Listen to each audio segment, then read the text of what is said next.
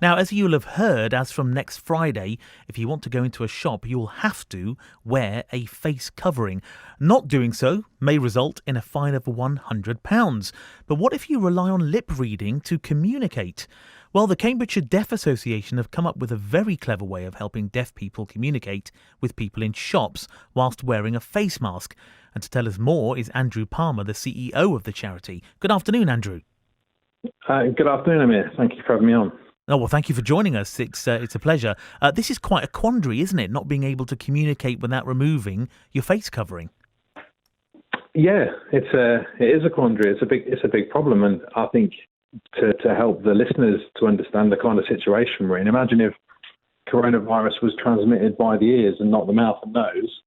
Imagine what life would be like if all of a sudden you got £100 fine if you didn't block your ears up in a shop. And then you can kind of get the idea of what it's going to be like for deaf people who now have lost their major way to communicate. So it's not a hard leap mentally to imagine, well, whatever had to block their ears up, what would the barriers be? It'd be very, very tricky for everybody. So that's the situation the deaf community are in at the moment.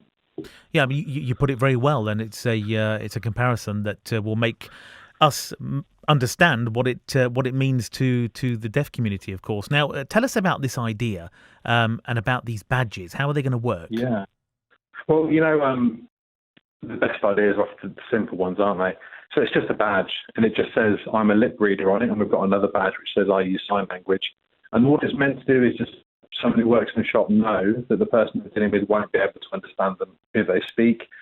So they would really, then it's kind of up to kind of common sense and human ingenuity for shop workers to perhaps be more gestural, perhaps show rather than tell, use paper and pen. There's all sorts of ways that it can be done. But it really is kind of giving shopkeepers and shop workers that head start to think about how they might be able to communicate with somebody. Yeah, and there's two types of badges, isn't there? You've got one for sign language and one for lip reading. Is that right? That's correct, yeah. So one mentions I'm a lip reader. So for most people, and in Cambridgeshire, there's probably about 160,000 people in Cambridgeshire and Peterborough with some kind of hearing loss. About 3,500 of those are going to be of working age and severely and profoundly deaf. Probably a couple of thousand people who use sign language to some extent. But many people do lip read and some people don't. So it's just the distinction of those two, really, so that shop workers or people who are serving customers can change their actions slightly depending on the person they're dealing with. And they're proven to be very popular, aren't they, these badges? How many have you sold so far? Well, 500 have gone out the door so far. 500 lip reader ones, and then there's, I think, about 150 sign language ones, which were only released yesterday. So they're proving very popular amongst people as a kind of simple way to try and ease that process. Because for deaf and hard of hearing people, lockdown was hard, like it's been for lots of people, but it cuts off people that you can see and be around. A lot of our activities are all to do with face-to-face.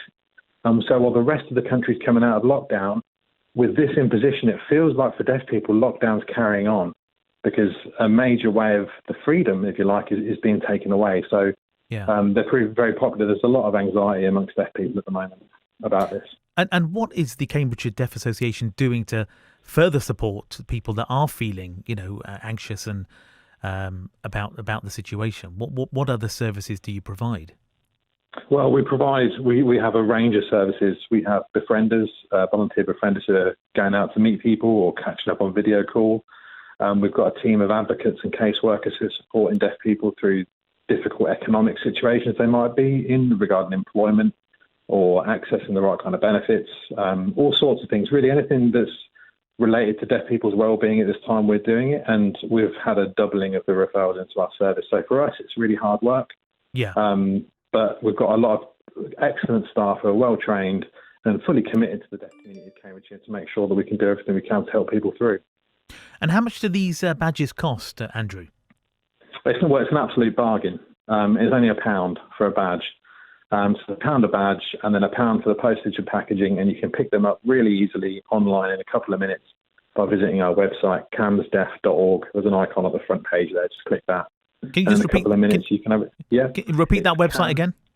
Certainly, Cambs, short for Cambridgeshire, deaf.org, and it's on the front page of the website. Just click that, and your badges will be dispatched within minutes. I think it's a lovely idea. I hope it takes off even more and helps deaf people to feel less anxious at this trying time. Andrew, thank you so much for joining us this afternoon. Thank you for having me on. Thanks a lot. You're welcome. Take care.